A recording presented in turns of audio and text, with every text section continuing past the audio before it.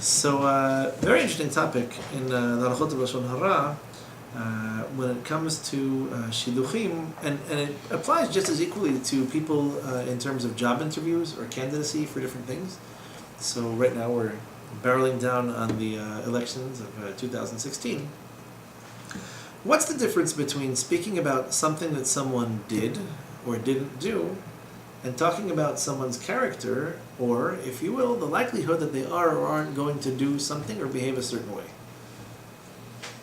Right? Can you appreciate this distinction? Yeah. So Yohan is asking me about Adam because he has a shidduch in mind. So last year Adam strangled a man to death. If you want to give him a shidduch, it's up to you. But I'm just saying, there's the facts, they are what they are. There was an article, it was in the paper, he went to jail. So it's very easy for me to say, Ploni did this last year, and I'm pointing to a fact. I can embellish the fact, I can make it simple, I can make it dry, etc.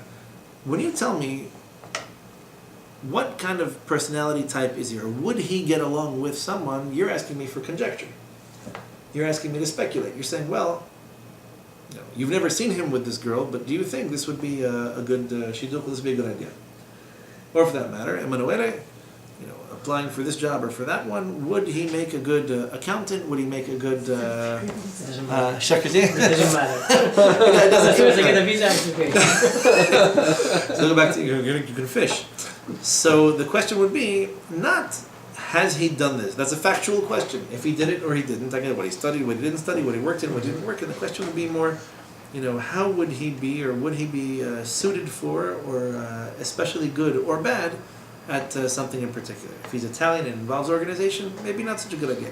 Is that a generalization? Is it a universally true statement? I'll leave it for the jury to decide. So you have to phrase it in a nice way. So for example, Adam killed someone, but he told me it was self-defense. Crazy story. It's been one of those days. I'm sure you do. I was once getting my car serviced, right? I was on Route 46 in New Jersey, a car from a particular dealership. And I went. And the dealership was owned by two guys named Frank. One of them sounded like an originally Franco name. The other guy was, I think, more Italian. Anyway, in this case, it was the Italian one. So I'm sitting there doing Shnai Mikra B'Chatargum with a little chumash that I brought with me. And this came up because this past week someone asked something about gun control. And according to the statistics of the FBI, the most popular weapon used in homicides is a baseball bat. Really? Not a knife, not even a gun, a baseball bat. Wow. So the guy walks past me and he says to me, "You look religious. You're observant." I said, "Yeah, I'm Jewish." He said, "Oh, that's great. What are you reading?" I said, "I'm reading the Bible." So he gets all excited. He lights up. The Bible. That's great. I'm a born again Christian. I said, "I didn't know until you told me, but I bet you are." So the guy says to me, "Yeah, it's an amazing story. The power of the Bible and the spirituality is tremendous." And sheer curiosity at this point. I let the guy tell his story. So what's his story? His story was that for 17 years, he was into nothing but cocaine and prostitutes. That's how he described himself. And then he decided that it was time for him to reform himself. I said, "And how did this epiphany come about? How did the epiphany transpire, David?" So he says, well, it was simple. He was on a cocaine binge, and he got mad at this guy. Don't remember what the grounds were, and he beat him to death with a baseball bat. I came in for an oil change. It didn't have to be this complicated. It really didn't. I was going to come and do a little bit of learning. I go back to work, and that was it. So here's this guy telling me I beat a man with a baseball bat. You attract those people. Like a magnet. And then how do you conduct yourself for the rest of the conversation? Right. Like, do you have a baseball bat on you now? Would you like me to get you one? Do I get to have one too if we decide to have a fight?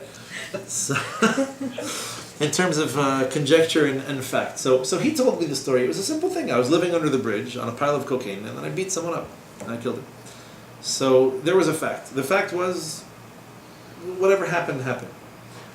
There are a couple of different aspects to this. Number one, is this something typical? Is it atypical? Right? You're familiar with the Mishnah in Pirkei Avot. How would you behave if you were flying on cocaine for 3 days and you hadn't slept? Maybe you'd beat someone to death too. Is it a normal, natural reaction to things? I don't know. But there are certain situations where you have to say, look, just because something happened, even if all you're giving me is the dry facts, doesn't necessarily mean that I would automatically condemn or praise this person for behaving the way he or she did, because, who knows, under the circumstances, maybe that was normal. It's a lot more complicated when you ask me about the future, because basically what I'm telling you is, knowing what I know about this person and his or her background, I can tell you that probably my understanding of all the things that they've done or haven't done, or studied or haven't studied, or worked at or haven't worked at, lead me to the conclusion that this is where this person is going. Right? Let me back out of that a little bit. Why would HaKadosh Baruch Hu ever punish anyone for anything? Okay, let's be progressives for a little bit. First of all, why do we need punishments? And second of all, why can't we always say, but I was just about to do teshuvah when you punished me? Like, why does the axe ever come down, is the question. Fair question? How does a decision get made when I could do teshuvah any moment of any day, and all of a sudden, it expired, like the time ran out. The divine patience with me was used up, was exhausted. So, does that automatically mean that HaKadosh Baruch Hu knew I wasn't going to do teshuvah? Or that I was never going to do teshuvah? Or that I only had a certain amount of time to do it and I missed that? For us to be punished means that HaKadosh Baruch Hu knows that there needs to be some kind of a correction. Something has to happen, something has to change, something has to give. You've been given an opportunity to change it and you haven't. And that means you've been condemned. It's a heavy word, but you've been condemned. It means the conclusion has been reached that you're not going to fix this on your own and you need some kind of an intervention. And it happens. We're probably all guilty of this at some point or another. So, at what point am I wrong for assuming that if you didn't keep this past Shabbat, or the one before that, or the one before that, that you're probably not going to keep this one too? Right? Am I going out on a limb by saying, chances are, if up until now you haven't kept Shabbat, probably you're not going to keep it in the future too. Maybe at some point you will. I don't know about this coming Shabbat, but a few details you'll have to learn. So, we all make judgments based on our conclusions, based on our, let's say, our informed assumptions about people and what they can do and what they can't. But here's where you have to be very careful, because it's not only that you're summarizing what this person has done. If all I had to give you was a resume, was a CV, and I could say, sure, I can tell you very plainly that David was born in Rome, he grew up here, he studied there, he went to this, he did that. That's dry and that's easy enough. It's easy enough to handle, it's easy enough to explain, it's much easier to be objective about facts. And even there it's a little bit tricky. When it comes to conjecture, when it comes to what do I think about this or that kind of a combination, for the purposes of a mitzvah, especially when it comes to Shiddukhim, you still have to be careful, but we allow ourselves a little bit of wiggle room. For example, not every midah is necessarily bad. You can present it that way, you can make it a disaster, but someone who's, let's say, very intellectual, you can understand that to mean emotionally retarded, or you can understand that to mean, which is true, I think, of at least a certain proportion of the intellectually inclined community, or you can understand it to mean someone who works out his or her problems in a more detached kind of way, right? And how you present that would make all of the difference. So if you say, I know a girl, she's really sweet. No, she's really sweet. I don't know, this guy, he's a little intellectual, he's kind of detached. Like, he eats sweet people for breakfast. So, you're casting it in a necessarily negative light. What you might want to say instead of that is, maybe he or she would be a better fit for someone who's a little bit more like this, right? It's a less negative way of portraying certain things. The reality about midot is that almost all of them have some kind of positive application.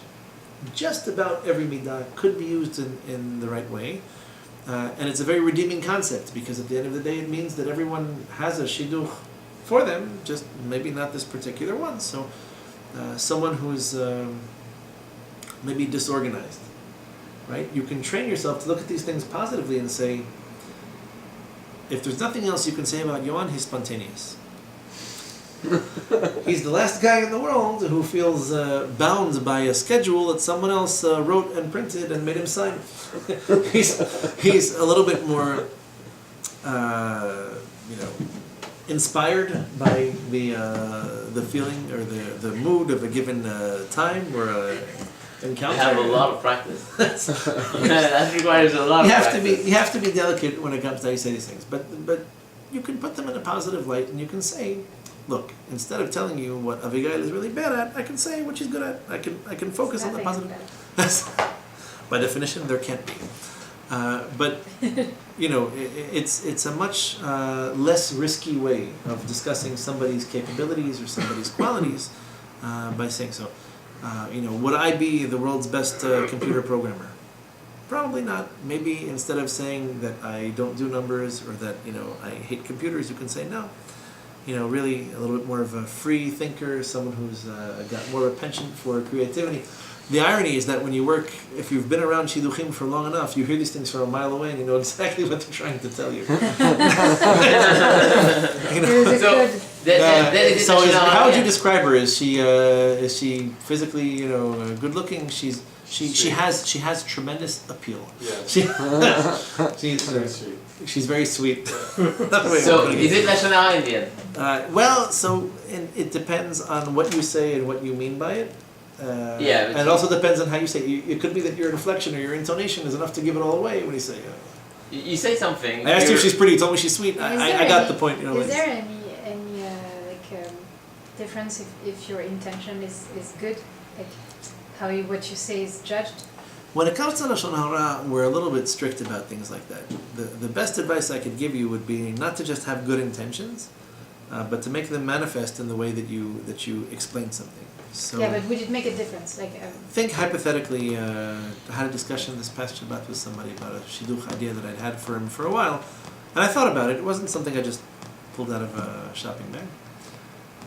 So I asked him about it, and it was she was his age, which was offensive. I didn't know that people get offended by that, but they do. He said, I'm offended? No, he didn't say it that way. He asked me how old she was, and I said she's such and such age, and he says to me, no, I'd rather she shouldn't be any older than this, because clearly if she's, let's say, 25 in a day, she's rotten, and there's nothing good about her, and she'll make a terrible mother. It came out in the course of the conversation when I asked him how old he was, because I was pretty sure I remembered that he was the same age that she was, and I was right. Yeah. I said, so clearly everyone your age is a failure, is what you're... Like, is that what you're trying to tell me, right? Because it can't be. You're already at this age, and look at you. So it depends on how you say it and how it comes out. I have the best of intentions. I have a really good friend who's not married, so how do I describe him? I can actually give you a funny example from someone that I'm currently trying to work with. He's a really nice guy, and he's very square in the way he thinks. Just like a very reserved, square kind of guy, and he must have a sense of humor. He has one to him. It's just like a very reserved kind of European deal. So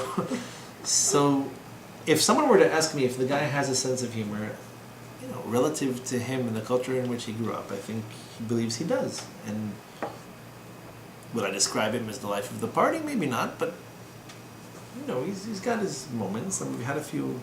So maybe I just wouldn't focus on it that much. I don't think that's the first or any one of the top 5 things I would say about him is that he's funny. But you find a way to compensate for it. That he's thoughtful. So he doesn't crack jokes. He's not quick to offend anyone. Obviously, probably that's why he doesn't say anything that's even remotely funny. But he's thoughtful. He's a little bit more cautious. He's a little bit more calculated. He's sensitive to people. Humiliate people. He's that? He's going to be more respectful of people, not crack jokes about them. Correct. So he's careful careful with his words would be a good way to. You think someone's careful with his words? You think someone's really funny? Probably not. But there's a way that you can put it. Especially when it comes to Shiddukhim, there's always this. It's a double-edged blade, because you don't want to recommend or suggest anything that's potentially negative or just not helpful anyway. I don't know if I'm saving you a lot of time, or for that matter, if I'm hiding something from you and make you waste your time and go out with somebody or pay for dinner or sit through a really boring date. It's not super helpful. So my goal is not to pretend that someone's midot are what they aren't, or aren't what they are. It's just that the combination of things can sometimes sound a little bit more negative than it actually is. And there's nothing necessarily bad with saying, I personally think he or she would be best, in a situation like this. Try to keep it positive. This is one of the things that, when we're talking to people about what they're looking for in terms of Shiddukhim in particular, it's always best to ask someone, even for their own use, for their own purposes, who they see themselves with.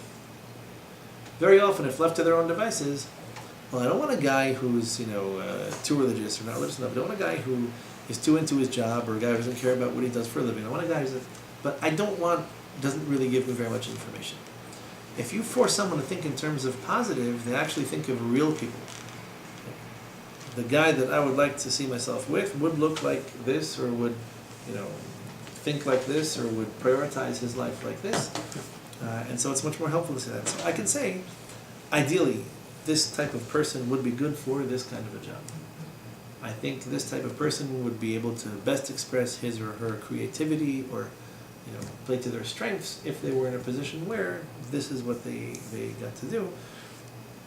To say that you're of the mind, or you've come to the conclusion that a particular individual is maybe not the world's most spontaneous individual is not necessarily negative.